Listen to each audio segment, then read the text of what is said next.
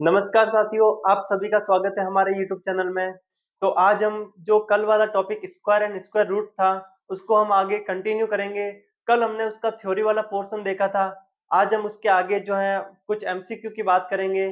पहले हम कुछ थ्योरी की बात करेंगे जो हमारा कुछ पेंडिंग था। उसके बाद में हम कुछ ऐसे एमसीक्यूज की बात करेंगे जो लास्ट किसी न किसी एग्जाम में पूछा हुआ है और जो हमारे एग्जाम नेक्स्ट किसी भी एग्जाम के लिए इंपॉर्टेंट साबित हो सकता है।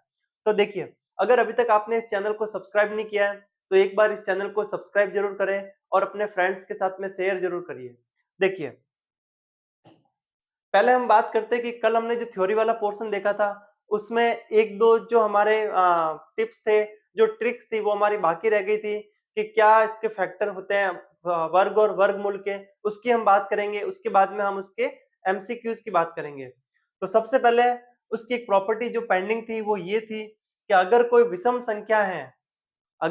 संख्या है, उसका वर्गमूल जो होता है वह दो जो है धनात्मक पूर्णांक, जो हम कंटिन्यूअसली दो धनात्मक पूर्णांक होता है, वही उस विषम संख्या का वर्गमूल होता है। कैसे? देखिए, अगर मैंने यहाँ पे लिखा 3 और 3 का स्क्वायर करूंगा तो मेरे पास कितना आएगा? 9। इस ये जो 9 है ना, इस ये 9 क्या है पता है आपको? ये दो लगातार जो धनात्मक क्रमागत पूर्णांक हैं, ठीक है, 4 और 5, उसका योग है।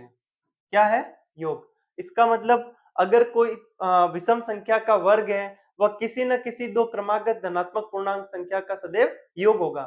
फॉर एग्जाम्पल हम एक और बात करते हैं, जैसे कि लिखा हुआ है 7 का स्क्वायर, ये कितना आता है? 49। अब ये 49 जो है, ये किसका किन दो धनात्मक पूर्णांकों का योग है? तो आप बताएंगे कि ये जो है 24 और 25, इन दोनों को क्रमागत संख्या है 24 और 25, इसको हम प्लस करेंगे तो हमारे पास कितना आएगा? 49 आएगा। ये हमेशा ही सिर्फ और सिर्फ विषम संख्या के लिए एप्लीकेबल होता है, ना कि सम संख्या के लिए। इसको भी ध्यान रखना है, ठीक है। इसके बाद में एक और हमारी प्रॉपर्टी ये थी कि अगर कोई संख्या है, ठीक है, मैंने यहाँ पे एक संख्या लिखी,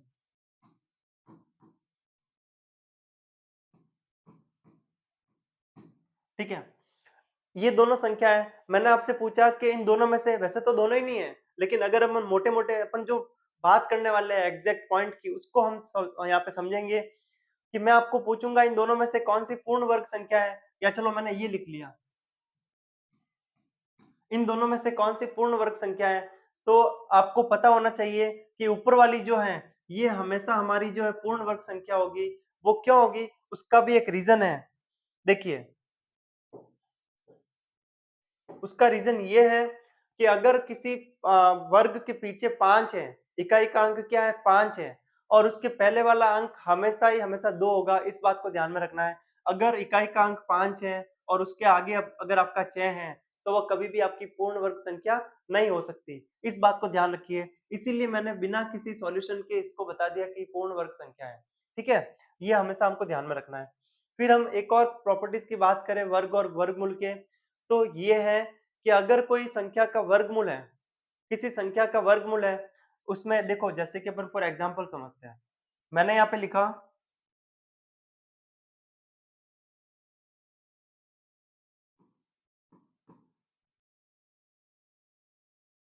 ठीक है, ये मैंने संख्या लिख दी। इसका मतलब क्या? अगर ये संख्या पूर्ण वर्ग है, हमको कैसे पता लगेगा? तो हमको ये चीज ध्यान में रखनी है कि अगर किसी संख्या में जीरो, जितने भी जीरो हैं, अगर वो जीरो की संख्या अगर सम है, तभी वो संख्या पूर्ण वर्ग संख्या होगी। अदरवाइज वह संख्या पूर्ण वर्ग संख्या नहीं होगी। इसमें देखो, जीरो की संख्या कितनी है? 4 है, तभी ये संख्या हमारी पूर्ण वर्ग संख्या होगी। अदरवाइज ये संख्या पूर्ण वर्ग संख्या नहीं होगी। इसको भी ध्यान में रखना है। तो हमने इन 3 प्रॉपर्टीज जो हमारी पेंडिंग थी, उनकी हमने बात की। अब हम कुछ क्वेश्चन की बात कर रहे हैं जो लास्ट किसी न किसी एग्जाम में पूछे हुए हैं। देखिए,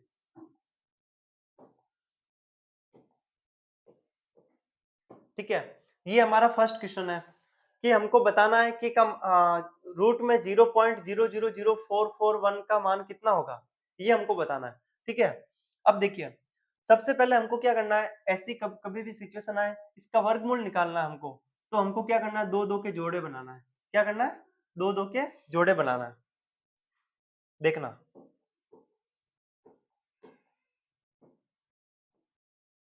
ये हमने दो दो के जोड़े बना दिए। अब इसका मतलब ये पूर्ण वर्ग संख्या तो है। अब देखो हमको पता है कि 441 जो है वह किसका इसका वर्गमूल कितना होता है, 441 का वर्गमूल होता है 21। ये बात हमको जो है पता होनी चाहिए, ठीक है। तो इसकी जगह तो हमको पता है कि 21 आएगा, ठीक है। अब देखो हमने दो दो के जोड़े बनाए तो हमारे पास कितने जोड़े आए, एक, दो और तीन, तीन जोड़े आए। इसका मतलब वर्गमूल के अंदर कितनी संख्या होगी, तीन संख्या होगी। वो भी कब, पॉइंट के पीछे। पॉइंट के पीछे कितनी संख्या होगी, तीन संख्या होगी।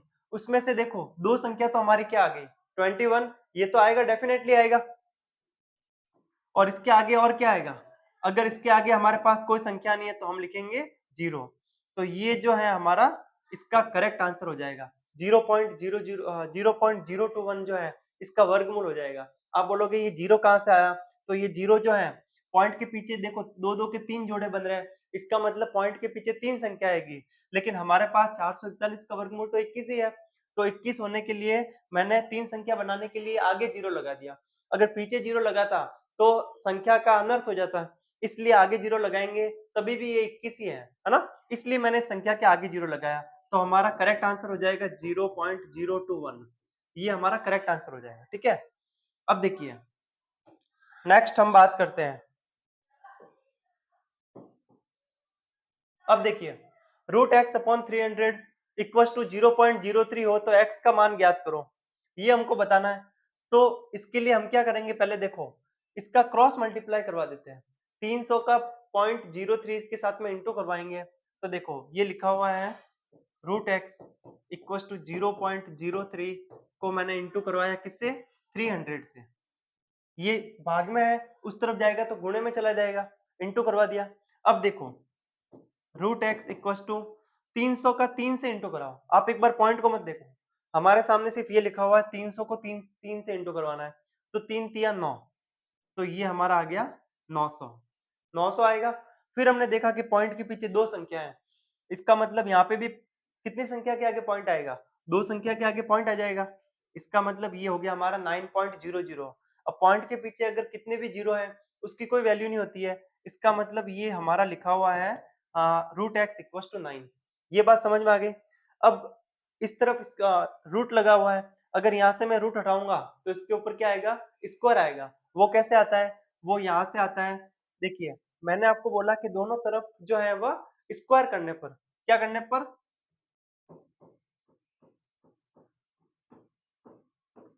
दोनों तरफ वर्ग करने पर।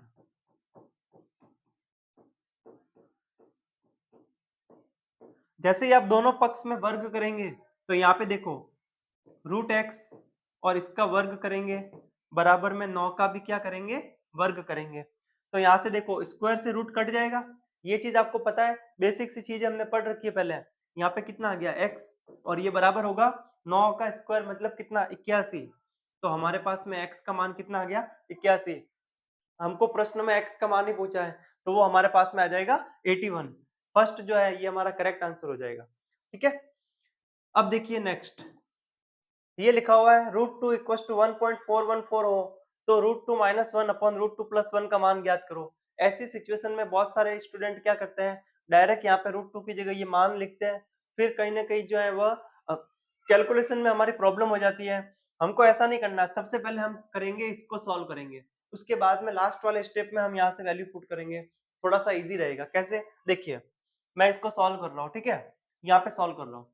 लिखा हुआ है root two minus one upon root two plus one.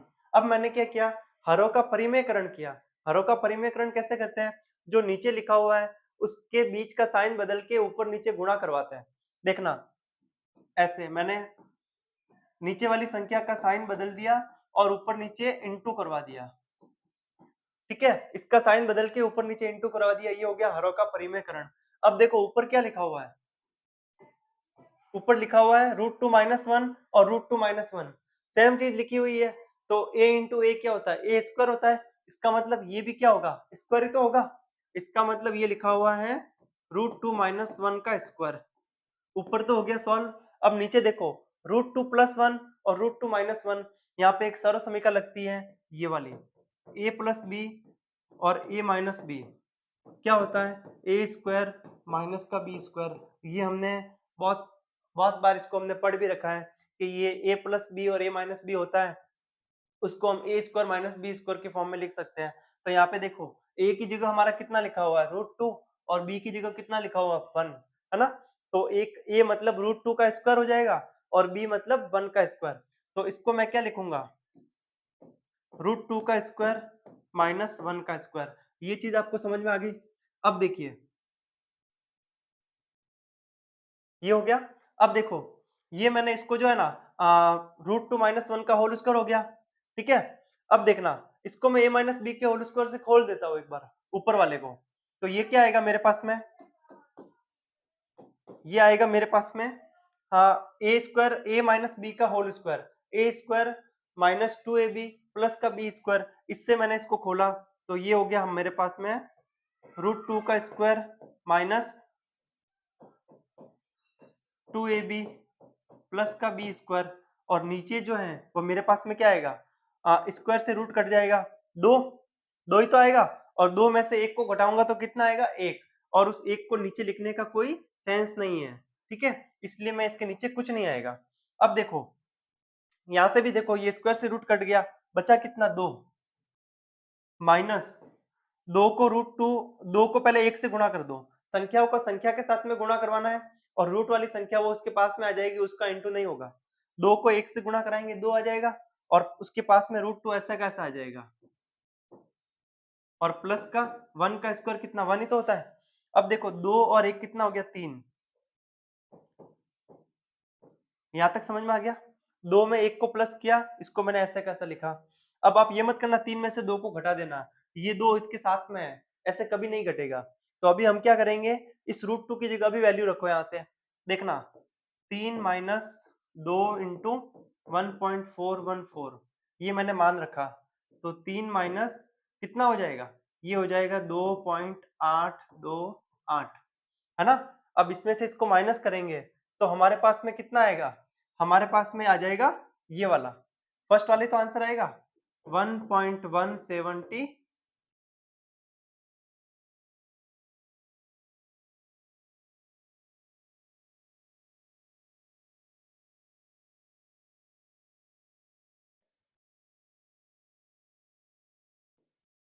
1 point sorry 0.172, ये इसका करेक्ट आंसर हो जाएगा।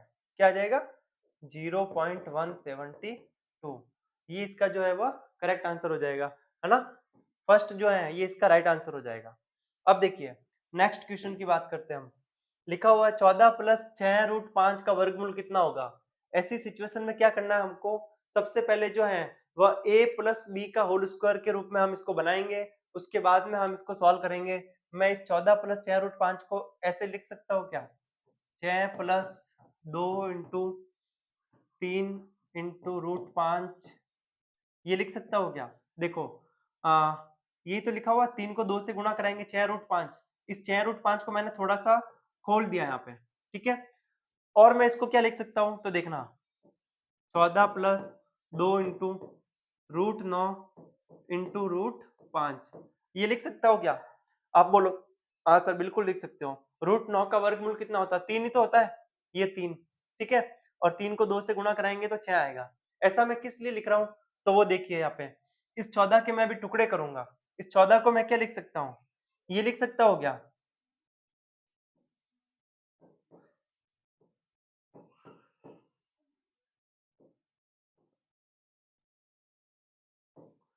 14 को मैंने क्या लिखा 9 प्लस 5, 9 प्लस 5 प्लस इसको मैंने पास में ला लिया इंटू में सभी, मैंने इसको ये लिख दिया।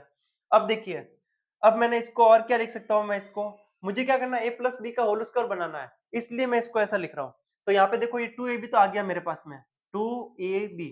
अब ये a है और ये b है, लेकिन यहाँ पे a देखो √9 है और यहाँ पे a कितना है 9 है, तो अभी तक ये हमारा a बना नहीं है, तो इसको भी हम a बनाएंगे, इसको भी b बनाएंगे। तो देखना इसको मैंने क्या लिखा पता है, √9 का स्क्वायर, √9 का स्क्वायर कितना आएगा 9 ही तो आएगा, मतलब ये हमारा a आ गया देखो, ठीक है। प्लस ये कितना हो गया 5, और इसका भी स्क्वायर, ये हमारे पास में आ गया b, ठीक है। और ये प्लस का आ गया 2ab, ये आ गया हमारे पास में 2ab, है ना? अब देखो a square plus b square plus 2ab हमारे पास में आ गया, तो सर्व समीकरण क्या होती है? ये होती है a प्लस b का जो है होल स्क्वायर क्या होता है? a square plus b square plus का 2ab, यही तो होता है। अब देखो ये वाली हमको दे रखा है, तो इसको हम a प्लस बी का होल स्क्वायर लिख सकते हैं। a की जगह कितना है? √9 और b की जगह कितना है? √5। इसका मतलब क्या? √9 प्लस √5 का होल स्क्वायर, ठीक है? ये आ गया। अब देखो हमको क्या निकालना है? इसका वर्गमूल निकालना है। तो ये लो मैंने वर्गमूल का साइन लगा दिया। अब स्क्वायर से वर्गमूल कट जाएगा, बचेगा क्या हमारे पास में? √9 प्लस √5। 9 का वर्गमूल कितना होता है? 3 और प्लस √5, क्योंकि √5 का वर्गमूल नहीं निकलता है। तो ये 3 प्लस √5 जो है ये हमारा हो जाएगा करेक्ट आंसर। बी जो है ये हमारा करेक्ट आंसर हो जाएगा। ऐसा कभी भी आपको प्रश्न देखने को मिले, अक्सर ऐसा प्रश्न पूछा जाता है, ग्राम विकास अधिकारी के में भी ऐसा प्रश्न आया हुआ है, रीट में भी ऐसा प्रश्न पूछा हुआ है, एलडीसी में भी पूछा हुआ है। तो इस टाइप के प्रश्न बहुत ज्यादा चांसेस रहते हैं बनने की। जब भी ऐसा प्रश्न दिखे, हमको कुछ नहीं करना, a प्लस बी का होल स्क्वायर के रूप में उसको कन्वर्ट करने की कोशिश करनी है। उसी के उसके अलावा इसका कोई तोड़ नहीं है, इसको ध्यान में रखना है, ठीक है? तो ये हमने इसको सॉल्व कर दिया। अब देखिए 7 प्लस 2√12 का वर्गमूल कितना होगा? सेम प्रश्न एज इट इज है। जब भी ऐसा प्रश्न आए, इसकी एक शॉर्ट ट्रिक भी है जो हम अभी बात करेंगे, देखना। ऐसे में हमको क्या करना है? इस 7 के ऐसे टुकड़े करने हैं जिसको जोड़ने पे क्या है? 12 आ जाए। तो मैंने बोला क्या आ जाएगा? देखो मैंने 7 के टुकड़े किए, जिसको इंटू करने पे क्या आएगा? 12 आएगा। 4 और 3 और जोड़ने पे कितना आएगा? 7 आएगा। देखो 4 और 3 को इंटू करेंगे तो 12 आएगा और जोड़ने पे कितना आएगा? 7। तो ये जो है हमारा इसका आंसर हो जाएगा क्या? √4 प्लस √3, ये हमारा आंसर हो गया। अब अगर 4 का वर्गमूल निकलता है तो निकाल दो, 3 का वर्गमूल नहीं निकलता है तो ये इसका आंसर हो जाएगा 2 प्लस √3। फर्स्ट जो है ये इसका करेक्ट आंसर हो जाएगा। ऐसे, लेकिन ये तभी एप्लीकेबल होगा जब ये 2 इसके आगे होगा। अगर इसके आगे 6, 3 या 5 कुछ और हैं, तो सबसे पहले हम उसको आगे हमको 2 लगाना पड़ेगा। 2 लगाने का मतलब ये कि 2 के रूप में उसको चेंज करना पड़ेगा। उसी के बाद में हम इसको डायरेक्ट ऐसे लिख सकते हैं, ठीक है? आप बोलोगे डायरेक्ट कैसे किया? अगर आप पूरे मेथड से भी इसको सॉल्व करोगे ना, तो भी आपके पास में ये इसका आंसर मिलेगा, ठीक है? तो ये कुछ प्रश्न थे जो कि इम्पोर्टेंट है आपके रीट एग्जाम की दृष्टि से, वीडियो एग्जाम की दृष्टि से। तो अगर ये सेशन अगर आपको पसंद आ रहा है तो एक बार अपने दोस्तों के साथ में इसको शेयर कर दो। अभी तक आपने चैनल को सब्सक्राइब नहीं किया है तो एक बार चैनल को सब्सक्राइब जरूर करें।